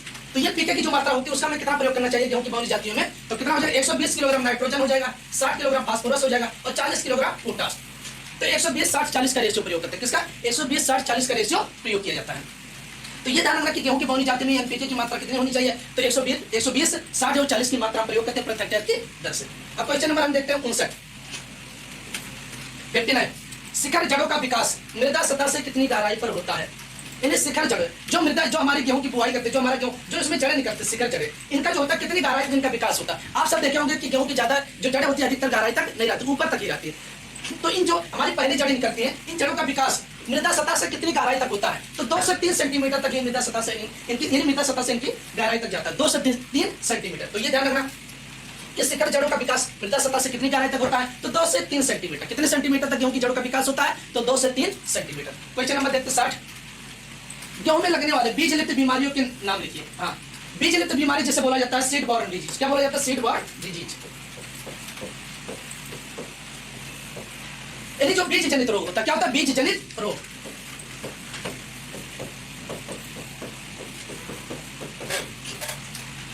मतलब जो बीमारी बीजों में उपलब्ध रहती है, किससे? उसे बोला जाता है सीड बॉर्न डिजीज। जो बीमारी अगर सॉइल में उपलब्ध रहती है उसे बोला जाता है सॉइल बॉर्न डिजीज। तो वही होता है कि गेहूं में लगने वाले बीज जनित बीमारियों के नाम लिखिए। कौन कौन सी बीमारी जो बीजों द्वारा हो सकते हैं? तो पहला हिल बंट, क्या बोला जाता है? जिसे पहाड़ी बंट या हिल बंट बोला जाता है। दूसरा हो जाएगा कन्नाल बंट, क्या हो जाएगा? कन्नाल बंट। और तीसरा हो जाएगा अनावृत कटुआ, जिसे बोला जाता है लूज स्मट। क्या बोला जाता है? Loose smut. तो ये ध्यान रखना, ये सीड बॉर्न डिजीज यानी बीजों द्वारा ये बीमारी हो सकता है। तो ये ध्यान रखना कि गेहूं में अगर पूछ सकता है सीड बॉर्न डिजीज या बीज जनित बीमारी कौन कौन से हो सकते हैं, तो पहला ध्यान रखना हिल बंट, जिसे बोला जाता है क्या? हिल बंट या पहाड़ी बंट कहा जाता है। दूसरा हो जाएगा कन्नाल बंट, जो कन्नाल में 1930 में देखा गया था। और तीसरा हो जाएगा अनावृत कटुआ, जिसे बोला जाता है लूज स्मट बोला जाता है। क्या बोला जाता है? लूज स्मट बीमारी कहा जाता है। तो एक बार दोबारा आप सबको बता देना, फ्लेरेस माइनर किस फसल में उगता है? गेहूं में। गेहूं का मामा गेहूं या गुल्ली डंडा जिसे कहा जाता है। टेस्ट वेट 2 ग्राम। और उसके बाद आ जाता है गेहूं की अधिकतम, यानी जो हमारे गेहूं की बौनी जातियां होती हैं उनको कितनी गहराई पर? 5 से 7 सेंटीमीटर। गेहूं की देसी जातियों को कितनी गहराई पर बुआई किया जाता है? सॉरी, गेहूं की जो हमारी बौनी जातियां होती है 5 सेंटीमीटर, देसी जातियों को हमारा 7 से 8 सेंटीमीटर। गेहूं की बौनी जातियों में एनपीके की मात्रा 120, 60 और 40। क्वेश्चन नंबर 6 यानी गेहूं की मित्र यानी शिखर जड़ का विकास कितनी गहराई तक होता है? 2 से 3 सेंटीमीटर। गेहूं में लगने वाले बीज जनित बीमारी यानी सीड बॉर्न डिजीज, हिल बंट जिसे पहाड़ी बंट कहा जाता है, कन्नाल बंट हो जाएगा, और लूज स्मट, ये सब गेहूं में जो होता है बीज द्वारा ये बीमारी होती है। अब हम देखते हैं नेक्स्ट क्वेश्चन।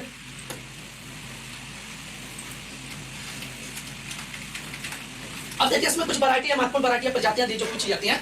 समय पर बुआई के लिए गेहूं की 2 प्रजातियों के नाम लिखिए। यानी जो समय पर बुआई की जा सकती है, गेहूं की बुआई का उपयुक्त समय क्या होता है? 15 से 25 नवंबर होता है। क्या होता है?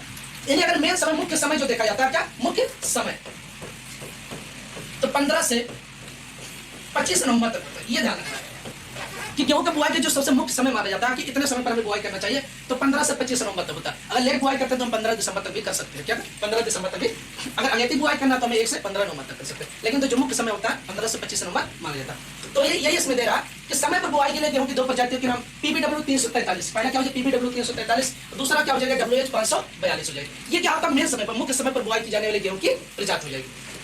अब देखो यहाँ पर दिया लेट, यानी विलंब से बुआई के लिए गेहूं की 2 बौनी प्रजातियों के नाम लिखिए। यानी जो हमें अगर लेट बुआई की जाने वाली गेहूं की 2 डॉट प्रजातियों के नाम लिखिए या डॉट प्रजातियों के नाम लिखिए, तो हमारा हो जाएगा यूपी 2338 हो जाएगा। क्या हो जाएगा? यूपी 2338 हो, ये ध्यान रखना, काम नहीं लगा लिख लेना।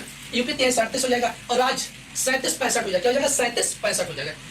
तो इसको आप याद करते चलिए। पहले जो किताब में कुछ मुख्य वैरायटी दिया है, लरमा रोजो सोनालिका, ये सब जो वैरायटी सुजाता हो जाती है, ये सब वैरायटी अक्सर पूछी जाती है। तो आप एक बार किताब भी देखते चलिए। जो हमारे फर्स्ट ईयर सेकंड ईयर के जो भी स्टूडेंट अगर यूपी की तैयारी कर रहे हैं, आप सभी लोग कर रहे हैं, तो इसको आप एक बार जरूर देखते रहिएगा कि कौन कौन सी वैरायटी जो हमारे मुख्य रूप से पूछी जा सकती है, तो उसको भी आप सभी एक बार किताब से देखते चलिएगा।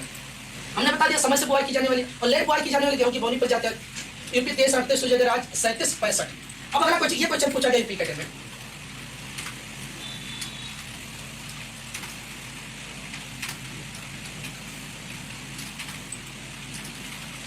क्वेश्चन नंबर 63 हम देख रहे थे कि धान की रोपाई प्रति वर्ग मीटर कितने स्थानों पर होनी चाहिए। अब जो हमारा एरिया, जैसे हमारा प्रति वर्ग मीटर, क्या पूछ रहा है? प्रति वर्ग मीटर, हमारे तो 1 वर्ग मीटर क्या है। इसको क्वेश्चन ध्यान से देखना, तभी आप सबको समझ में आएगा कि धान की रोपाई प्रति वर्ग मीटर कितने स्थानों पर होनी चाहिए। यानी 1 वर्ग मीटर में अगर हमें धान के कितने पौधे लगाए जा सकते हैं, ये ध्यान रखना कि प्रति वर्ग मीटर धान की रोपाई कितने स्थानों पर होनी चाहिए। अब 1 वर्ग मीटर हमने एरिया या जगह ले लिया, इसमें कितने स्थानों पर हम धान की रोपाई कर सकते हैं या इसमें कितने पौधे लगाए जा सकते हैं, तो 46 से 55 पौधे लगाए। जैसे एक पौधा यहाँ,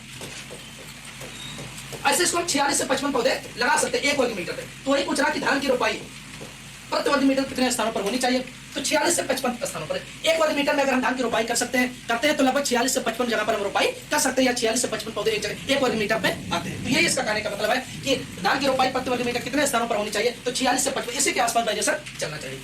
क्वेश्चन नंबर 64 हम देखते हैं कि संकर धान की एक उन्नतशील प्रजाति, तो संकर धान की एक उन्नतशील प्रजाति हो जाएगी नरेंद्र संकर धान। अब एक क्वेश्चन और पूछा जाता है, नरेंद्र 97, नरेंद्र 97 ये वैरायटी प्रजाति किसकी हो जाती है, तो ये धान की प्रजाति है जो एनडी से निकाला गया। कहां से? एनडी यूनिवर्सिटी फैजाबाद से निकाला गया। ये क्वेश्चन पूछा गया था कि नरेंद्र 97 किसकी वैरायटी प्रजाति है, तो नरेंद्र 97 किसकी वैरायटी प्रजाति है, तो धान की प्रजाति है। किसकी? धान की प्रजाति है। तो संकर धान की प्रजाति नरेंद्र संकर धान 2। अब संकर धान की बीज दर कितनी होती है आप सब बताइए। हमने एक बार आपको बताया था कि संकर धान की बीज दर प्रति हेक्टेयर कितनी होती है, तो आप सब कमेंट बॉक्स में कमेंट करके बताइए कि संकर धान की बीज दर कितनी होती है प्रति हेक्टेयर। हरिओम इटावा, अंकित सिंह पटेल, कल का पीडीएफ नहीं मिला, मिल जाएगा, आप सबको पीडीएफ सबसे देख लेना, बात कर लेना, मिल जाएगा। नवनीत शुक्ला बता रहे 15 किलोग्राम, हर्ष शर्मा 15 किलोग्राम, अमन तिवारी 15 किलोग्राम, अमन पांडे बता रहे 30 किलोग्राम। नहीं भैया 30 किलोग्राम नहीं होगा। हमने आप सबको बताया कि बीदर कितना होता है, संकर धान की बीदर, इतना वेरिएशन नहीं चलेगा 15 से 30 किलोग्राम। सत्यम शुक्ला 15 से 20 किलोग्राम ये चल सकता है। अब सेठ यादव 78 भैया, क्या आईडी नंबर बता रहे हो क्या?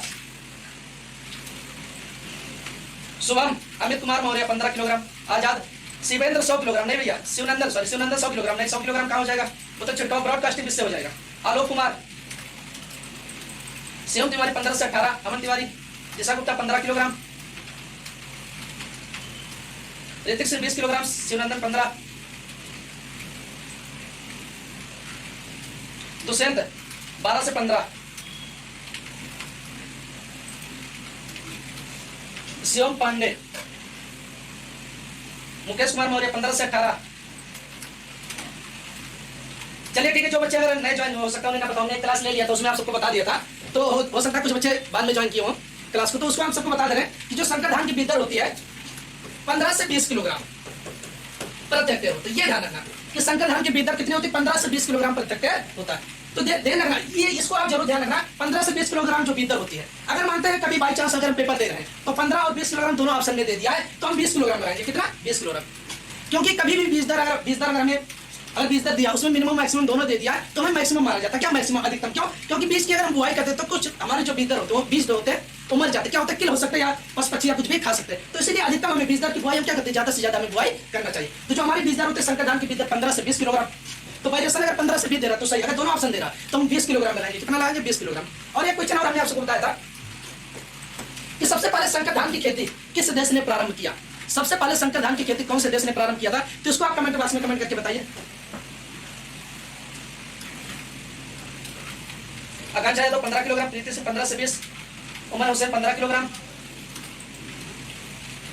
नीतीश कुमार 15 किलोग्राम, अंकित कुमार चीन, चलिए अंकित पांडे चीन, नवनीत शुक्ला चीन, सचिन वर्मा चीन, ऋतिक चाइना, अमन तिवारी फिलीपींस। नहीं भैया फिलीपींस का होगा, Ritesh Tiwari China, Shubham Kumar hybrid paddy Andhra प्रदेश।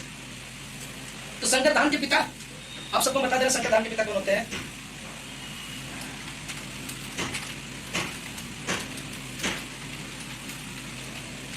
दुष्यंत, हर्ष शर्मा चाइना, नितिन चाइना। हाँ तो ये हमारा 15। संकर धान के पिता ईगो पोर्टिकस और पीटर बेयर कौन हो जाएंगे। कोई पूछ रहा संकर धान के पिता किसे कहा जाता है, हाइब्रिड राइस। संकर धान के पिता ईगो पोर्टिकस और पीटर बेयर। तो संकर धान के पिता किसे कहा जाता है, ईगो पोर्टिकस और पीटर बेयर को कहा जाता है। तो ये ध्यान में फादर ऑफ हाइब्रिड राइस या संकर धान के पिता। और अगर संकर मक्का के पिता पूछ लेता तो जीएस सुल को कहा जाता है। किसे कहा जाता है? जीएस सुल। ईएमएस और जीएस सुल को कहा जाता है संकर मक्का के पिता। तो ये संकर धान के पिता ईगो पोर्टिकस और पीटर बेयर हो जाएंगे संकर धान के पिता। संकर धान की जो बीदर होती है 15 से 20 किलोग्राम। सबसे पहले किस देश में संकर धान की खेती प्रारंभ की गई थी, तो चाइना में। किसमें? चाइना में। अब क्वेश्चन नंबर हमने आपको बता दिया 64 के संकर धान की उन्नतशील प्रजाति। अब क्वेश्चन नंबर देता है 65। 1 हेक्टेयर क्षेत्र में लगी धान की नर्सरी से कितने हेक्टेयर क्षेत्र में हम धान की रोपाई कर सकते हैं। ये भी क्वेश्चन पूछा गया है कि अगर 1 हेक्टेयर जो हमारा 1 हेक्टेयर क्षेत्र में अगर हम धान की नर्सरी डालते हैं, किसमें? 1 हेक्टेयर क्षेत्र में धान की नर्सरी डालते हैं तो कितने हेक्टेयर एरिया, कितने हेक्टेयर क्षेत्रफल की हम रोपाई कर सकते हैं। जैसे क्या होता है कि हम कभी 25 से 30 वर्ग मीटर में नर्सरी डालते हैं तो 1 हेक्टेयर की रोपाई करते हैं। कितने? 1 हेक्टेयर की रोपाई करते हैं। अगर हम 1 हेक्टेयर में ही धान की नर्सरी डालते हैं, कितने? 1 हेक्टेयर में धान की नर्सरी डालते हैं तो कितने हेक्टेयर क्षेत्रफल की या कितने हेक्टेयर क्षेत्र की हम रोपाई कर सकते हैं। तो 1 हेक्टेयर धान की नर्सरी से हम 15 हेक्टेयर धान की रोपाई कर सकते हैं। तो ये ध्यान रखना कि अगर 1 हेक्टेयर एरिया, ये समझ लेना कि 1 हेक्टेयर एरिया में अगर हम नर्सरी डाल रहे हैं, कितने? 1 हेक्टेयर एरिया में अगर नर्सरी डाल रहे हैं तो हम 15 हेक्टेयर क्षेत्रफल या 15 हेक्टेयर एरिया या 15 हेक्टेयर क्षेत्रफल की रोपाई कर सकते हैं। तो इसमें यही क्वेश्चन है कि 1 हेक्टेयर क्षेत्र में लगी धान की नर्सरी, इसमें 1 हेक्टेयर क्षेत्रफल में लगी धान की नर्सरी कितने हेक्टेयर क्षेत्रफल की हम रोपाई की जा सकते हैं, कितने हेक्टेयर धान के क्षेत्रफल की रोपाई कर सकते हैं। तो 15 हेक्टेयर धान के क्षेत्रफल की, 15 हेक्टेयर हमें एरिया या क्षेत्रफल की रोपाई कर सकते हैं। उसके बाद क्वेश्चन नंबर 66 देखते हैं। सोयाबीन के राइजोबियम जीवाणु का नाम, यानी सोयाबीन को हम किस राइजोबियम कल्चर से हम इसको उपचारित करते हैं। तो कभी कभी पूछा जा सकता है कि सोयाबीन को हम उपचारित करने के लिए किस राइजोबियम का प्रयोग करते हैं, तो राइजोबियम जापोनिकम का प्रयोग करते हैं। किसका प्रयोग करते हैं? राइजोबियम जापोनिकम का प्रयोग किया जाता है। मतलब अगर हमें सोयाबीन के बीज को अगर हम उपचारित करना है, राइजोबियम द्वारा उपचारित करना है, तो किस किस राइजोबियम द्वारा उच्चारित करते हैं? तो राइजोबियम जपोनिकम। क्या हो जाएगा? राइजोबियम जपोनिकम द्वारा उच्चारित किया जाता है। अब सोयाबीन से संबंधित हमने आप सबको काफी क्वेश्चन बता दिया था कि सोयाबीन में प्रोटीन की मात्रा 40 से 42, तेल की मात्रा 20 से 22% होता है। सोयाबीन की बीज दर कितनी होती है? 75 किलोग्राम। सबसे अधिक सोयाबीन का उत्पादन कहां पर होता है? तो मध्य प्रदेश में। कहां पर? मध्य प्रदेश में होता है। अंकुर, अलंकार, शिलाजीत ये सब किसकी वैरायटी? उसी से संबंधित हो जाए। तो ये सब क्वेश्चन आप ध्यान रखना। क्वेश्चन नंबर 66 तक हो गया। अब नेक्स्ट क्वेश्चन देखते हैं। क्वेश्चन नंबर आ गया 67 आ गया। अब आता है संसार के किस देश में सोयाबीन की खेती सबसे अधिक होती है? मतलब कहां पर सबसे अधिक सोयाबीन की खेती होती है विश्व में? तो कहां पर? संयुक्त राज्य अमेरिका। कहां पर? संयुक्त राज्य अमेरिका में होती है। अगर पूछ लेता कि विश्व में सबसे अधिक सोयाबीन की खेती कहां पर होती है, तो कहां पर हो जाएगा? संयुक्त राज्य अमेरिका। कहां पर? संयुक्त राज्य अमेरिका। अब नेक्स्ट क्वेश्चन देखिए, हमने वही क्वेश्चन आ गया कि सोयाबीन के 1 हेक्टेयर में कितना बीज पड़ता है? अब सोयाबीन के 1 हेक्टेयर की बुआई के लिए बीज दर कितनी होनी चाहिए? तो 75 किलोग्राम प्रति हेक्टेयर होनी चाहिए। कितना होनी चाहिए? 75 किलोग्राम प्रति हेक्टेयर होनी चाहिए। क्वेश्चन नंबर 69 देखते हैं 69। अब ये तो सरसों में तेल की प्रतिशत मात्रा क्या होती है? मस्टर्ड जो होता है हमारा, क्या होता है? मस्टर्ड। अब सरसों में औसत रूप से अगर देखा जाए तो तेल की मात्रा कितनी होती है? तो 35 से 48% होता है। कितना होता है? 35 से 48% होता है। तो ये मतलब सभी सरसों का वेरिएशन हम देख रहे हैं। क्या जितनी भी हमारे सरसों होती है, चाहे पीली सरसों होती है, जो हमारी ब्लू सरसों होती है, उन सभी सरसों का अगर रेशियो देखा जाए तो सरसों में जो औसत तेल की प्रतिशत मात्रा होती है 35 से 48% होता है। कितना होता है? 35 से 48% होता है। तो क्वेश्चन नंबर 70 देखते हैं। सरसों की खली में प्रोटीन की प्रतिशत मात्रा। हाँ, अब सरसों की जो हमारी खली होती है, जो पशुओं को अक्सर खिलाई जाती है, किसको खिलाई जाती है? पशुओं को खिलाई जाती है। जो हमारे दुधारू पशु होते हैं, क्या होते हैं? दुधारू पशु होते हैं, उन्हें खिलाई जाती है। तो उनकी खली में प्रोटीन की मात्रा कितनी होती है? 30 से 35% होती है। कितनी होती है? 30 से 35% होती है। तो ये ध्यान रखना कि सरसों की खली में तेल की प्रतिशत मात्रा, ऑयल कंटेंट जो होता है, यानी मस्टर्ड केक में ऑयल कंटेंट, जो हमारी सरसों की खली होती है उसमें तेल की मात्रा, प्रोटीन की मात्रा 30 से 35% होता है, तेल की मात्रा 35 से 48% होता है सरसों में। अब नेक्स्ट क्वेश्चन देखते हैं। अब यहाँ पर देखिए कंडीशन लगा के पूछ लिया। क्या कंडीशन? कि पीली व भूरी सरसों में, किसमें? पीली व भूरी सरसों में तेल की प्रतिशत मात्रा कितनी होती है? अब वहां पर अगर कंडीशन लगा के पूछता तो पीली, ब्राउन एंड येलो मस्टर्ड, क्या हो जाएगा? येलो एंड ब्राउन मस्टर्ड में अगर तेल की मात्रा पूछ लेगा तो 35 से 48% होता है। कितना होता है? 35 से 48% होता है। क्वेश्चन नंबर 72 देखते हैं।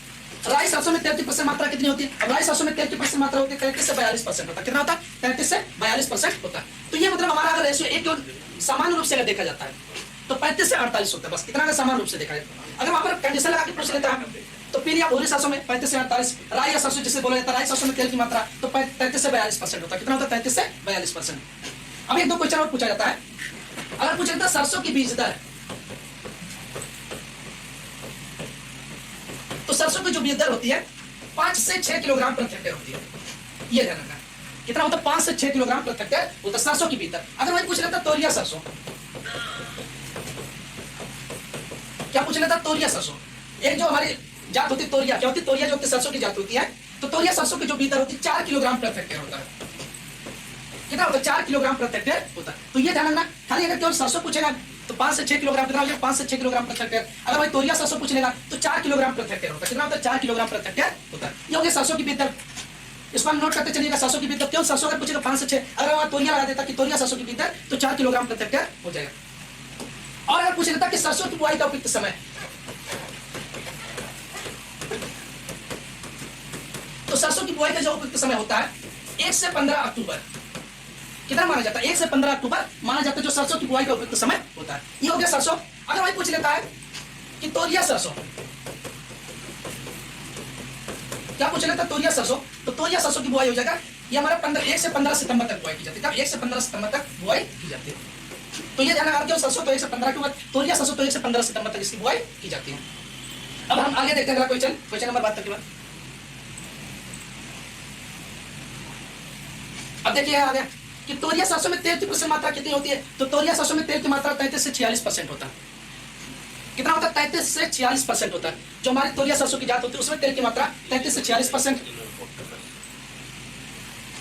अब अगला क्वेश्चन आ जाता है किरण किस फसल की प्रजाति है?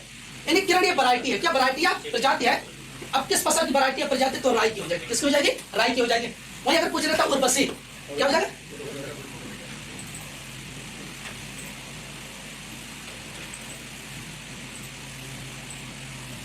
तो हाइब्रिड राइस युआन लांगपिन, हाँ युआन लांगपिन होगा वैसे, सही आपका आंसर। क्या नाम? हाइब्रिड राइस के जो पिता हो जाएंगे युआन लांगपिन, वैसे थोड़ा कंफ्यूजन में था, चलिए सही है। तो जो भी बच्चे अगर मानते हैं आप सब बगल लिखे होंगे फादर ऑफ हाइब्रिड राइस या संकर धान के पिता किसे कहा जाता है? युआन लांगपिन। तो आप सब नोट कर लीजिएगा, युआन लांगपिन होगा यहाँ पर, लांग तो थोड़ा लगभग उसी के आसपास था युवान लांग पिन, यानी पोर्टुगीज ऑफ पीटर भी नहीं होंगे। तो युवान लांग पिन यानी हाइब्रिड राइस के पिता, संकर धान के पिता युवान लांग पिन।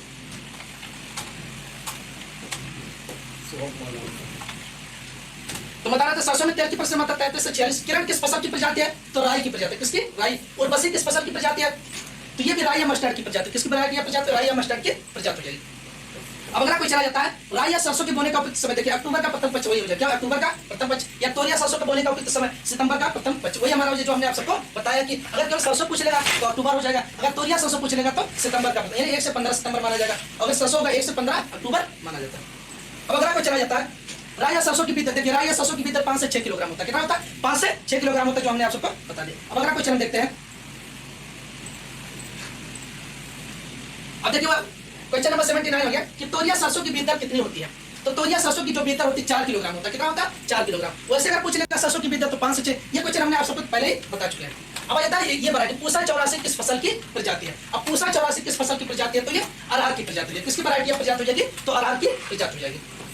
अब क्वेश्चन नंबर 81 आ जाता है कि अरहर के दाल में कितना प्रतिशत प्रोटीन पाया जाता है? जो अरहर होता है उसमें कितना प्रतिशत प्रोटीन पाया जाता है? तो 22% पाया जाता है। कितना पाया जाता है? 22% पाया जाता है। तो कहीं 21 से 22 दोनों ध्यान रखना, 21 से 22%। अरहर में प्रोटीन की मात्रा कितना हो जाएगी? 21 से 22%।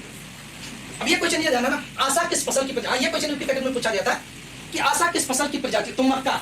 कहीं अरहर भी दिया क्या? अरहर। तो दोनों ध्यान रखना, अगर अरहर में अगर मानते दोनों ऑप्शन दिया तो मक्का लगाएंगे, अगर मक्का नहीं दिया तो अरहर भी लगाएंगे। क्या लगाएंगे? अरहर। तो आशा किस फसल की प्रजाति है? तो अरहर, यानी मक्का और अरहर दोनों की वैरायटी या प्रजाति हो जाएगी। एक क्वेश्चन और सबसे ज्यादा पूछा जा सकता है, उपास 120, यानी उपास 120 किसकी वैरायटी प्रजाति हो जाएगी? तो ये हमारी किसकी हो जाएगी? अरहर की। अब क्वेश्चन नंबर 81 देखते हैं, नवजोत किस फसल की प्रजाति है? तो नवजोत किस फसल की प्रजाति हो जाएगी? तो मक्का की प्रजाति हो जाएगी। किसकी वैरायटी या प्रजाति हो जाएगी? तो मक्का की वैरायटी या प्रजाति हो जाएगी। क्वेश्चन नंबर 82 में देखते हैं, संकर मक्का की बीज दर। तो संकर मक्का की बीज दर हमने आप सबको पहले बता दिया कि संकर मक्का की बीज दर कितनी होती है? 20 से 25 किलोग्राम प्रति हेक्टेयर होता है। कितना होता है? 20 से 25 किलोग्राम प्रति हेक्टेयर होता है। तो देखिए तोरिया सरसों की बीज दर 4 किलोग्राम। पूसा 84 किस फसल की प्रजाति? अरहर की। अरहर की दाल में कितना % प्रोटीन पाया जाता है? 22%। आशा किस फसल की प्रजाति? मक्का और अरहर दोनों जान रखना। नवजोत किस फसल की प्रजाति? तो मक्का की वैरायटी या प्रजाति हो जाएगी। संकर मक्का की बीज दर कितनी होती है? तो संकर मक्का की बीज दर कितनी हो जाएगी? 20 से 25 किलोग्राम प्रति हेक्टेयर हो जाएगी। कितना हो जाएगा? 20 से 25 किलोग्राम प्रति हेक्टेयर। तो जो हमने आप सबको जो फादर ऑफ हाइब्रिड राइस युवान लांग पिन कर लेना, तो उसके लिए थोड़ा कंफ्यूजन था, इसलिए दिक्कत होगी। तो युवान लांग पिन, यानी संकर धान के पिता किसे कहा जाता है? युवान लांग पिन। अब हम अगला क्वेश्चन देखते हैं, क्वेश्चन नंबर 85, संकर मक्का की फसल अंतरण। अब जो हमारे हाइब्रिड मेज होता है उसमें स्पेसिंग कितना रखा जाता है? तो 60 × 25 सेंटीमीटर रखा जाता है। कितना? 60 × 25 सेंटीमीटर, यानी जो हमारा स्पेसिंग है पौधा अंतरण। स्पेसिंग मतलब जो हम रोपाई करते समय या बीज की बुआई करते समय हम संकर मक्का में स्पेसिंग कितना रखते हैं? तो 60 × 25 सेंटीमीटर रखा जाता है। कितना रखा जाता है? 60 × 25 सेंटीमीटर रखा जाता है। अब क्वेश्चन नंबर 86 से देखते हैं कि संकर मक्का में एनपीके की मात्रा प्रति हेक्टेयर कितनी होनी चाहिए? जो हमारे हाइब्रिड मेज होता है उसमें प्रति हेक्टेयर एनपीके की मात्रा कितना प्रयोग किया जाता है? तो 120-60-60। कितना प्रयोग करते हैं? 120-60-60 किलोग्राम प्रति हेक्टेयर किया जाता है। कितना किया जाता है? 120-60-60 किलोग्राम प्रति हेक्टेयर किया जाता है। क्वेश्चन नंबर 87 देखते हैं। अब देखिए संकर मक्का की बीज दर 16 से 18 किलोग्राम प्रति हेक्टेयर। कितना हो जाएगा? 16 से 18 किलोग्राम। अब संकर मक्का की बुआई का उपयुक्त समय तो जून का प्रथम सप्ताह, यानी प्रथम सप्ताह या प्रथम पक्ष। तो ये ध्यान रखना कि संकर मक्का की बुआई का उपयुक्त समय जून का प्रथम पक्ष। अब देखिए यहाँ पर आ गया बाजरा। क्या गया? बाजरा। तो बाजरा का जन्म स्थान यानी उत्पत्ति स्थान क्या हो जाएगा? तो अफ्रीका है। क्या है? अफ्रीका है। अब बाजरा में कई बार क्वेश्चन काफी महत्वपूर्ण कई बार पूछे गए हैं कि बाजरा का उत्पत्ति स्थान क्या हो जाएगा? तो बाजरा का उत्पत्ति स्थान क्या हो जाएगा? अफ्रीका। उसका नेक्स्ट क्वेश्चन आ गया, अर्गट रोग किस फसल से संबंधित है? तो अर्गट रोग जो लगता है बाजरा में लगता है। किसमें लगता है? बाजरा में लगता है और ज्वार में भी लगता है। ये ध्यान रखना, ज्वार और बाजरा दोनों में लगता है।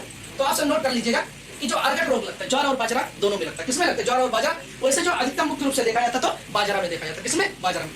अब इससे संबंधित आप सबको क्वेश्चन बता दे रहे हैं।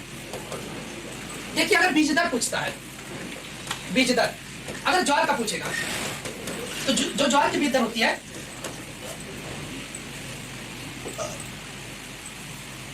तो जो ज्वार की बीज दर होती है 12, यानी बीज दर ज्वार की। तो अगर ज्वार का पूछेगा तो 12 से 15 किलोग्राम प्रति हेक्टेयर होता है। ज्वार मतलब ज्यादा, तो ज्वार की जो बीज दर होती है 12 से 15 किलोग्राम हो जाए। कितना हो जाएगा? 12 से 15 किलोग्राम। अगर भाई बाजरा की बीज दर पूछता है, किसका? बाजरा। तो अगर बाजरा का पूछता है तो 4 से 5 किलोग्राम प्रति हेक्टेयर। तो अगर आप सबको ज्वार या बाजरा में कंफ्यूजन होगा, किसमें? ज्वार और बाजरा में अगर कंफ्यूजन होता है तो ये ध्यान रखना कि ज्वार मतलब ज्यादा, क्या होता है ज्वार मतलब ज्यादा। तो जो ज्वार की बीज दर होती है 12 से 15 किलोग्राम मतलब ज्यादा लगता है, और बाजरा की जो बीज दर होती है 4 से 5 किलोग्राम प्रति हेक्टेयर होता है। कितना होता है? 4 से 5 किलोग्राम प्रति हेक्टेयर बीज दर होता है। तो इतना ध्यान रखना कि ज्वार की बीज दर 12 से 15, ज्वार मतलब ज्यादा हो जाएगा, और बाजरा की बीज दर होती है 4 से 5 किलोग्राम प्रति हेक्टेयर होता है। उसके बाद एक क्वेश्चन और पूछा गया यूपी कैटेगरी में कि रोपाई बीज से बाजरा की बीज दर, रोपाई बीज से, अब रोपाई क्या, पहले इसको नर्सरी डालेंगे, क्या करेंगे नर्सरी, नर्सरी डालने के बाद रोपाई बीज से अगर बाजरा की बीज दर पूछ लेगा तो 2 किलोग्राम प्रति हेक्टेयर होता है। ये क्वेश्चन कानपुर से पेपर बनाया था तब पूछा था यूपी कैटेगरी में कि रोपाई बीज से बाजरा की बीज दर कितनी होती है, और अधिकतर बच्चे याद करके क्या गए थे, बाजरा की बीज दर। अब बाजरा की बीज दर याद करके गए, उसमें 4 से 5 किलोग्राम भी दिया था, लेकिन तो यहाँ पर क्या 2 किलोग्राम भी दिया था। अब रोपाई बीज से अगर नर्सरी डाल के रोपाई करेंगे तो अक्सर बीज दर कम लगता है, तो इसीलिए ध्यान रखना अगर पूछ ले तो रोपाई बीज से बाजरा की बीज दर तो 2 किलोग्राम प्रति हेक्टेयर होता है। कितना हो जाएगा? 2 किलोग्राम प्रति हेक्टेयर होता है। अब हम आगे देखते हैं अगला क्वेश्चन।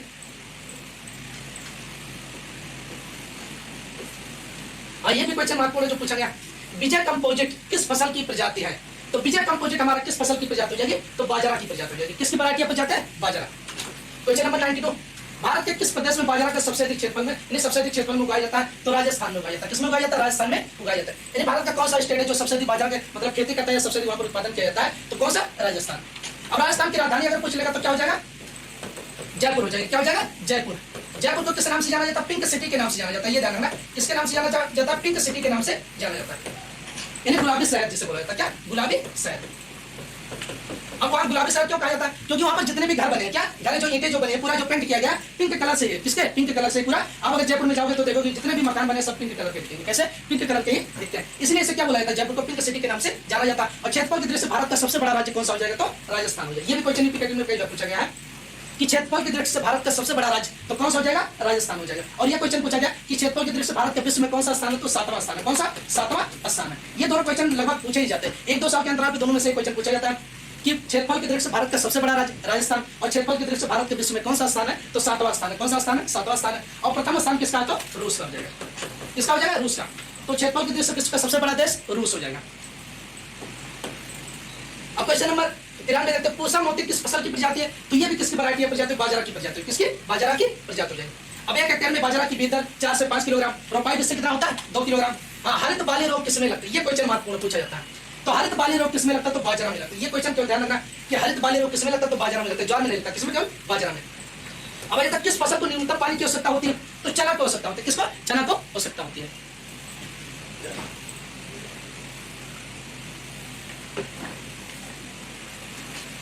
हम सब देखते हुए कि चना की जो अधिकतर खेती की जाती है ये बुंदेलखंड या बांदा जिला में सबसे अधिक की जाती है। कहां पर? बांदा जिला में। क्योंकि वहां पर देखेंगे ऊसर भूमि ज्यादा पाई जाती है। कहां पर? यानी बांदा जिले में ऊसर भूमि ज्यादा पाई जाती है।